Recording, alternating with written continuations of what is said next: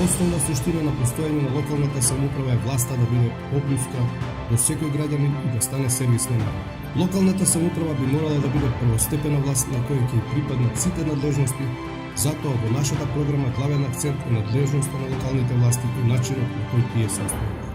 Ние се залагаме сите документи поврзани со евиденција, собственоста и дозволите за работа да се издават од страна на локалните власти или по принцип на самопослуга.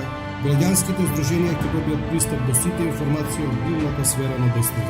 Локалната самоуправа ќе го планира економскиот развој, ќе стимулира отварање на производствени погони и ќе створи клима за нови вработувања кои ќе го вратат животот по нормала. Локалната самоуправа ќе се залага за формирање на земјоделски здруженија, ќе направи тимови од ветеринари и агрономи за помош на земјоделското и сточарското производство.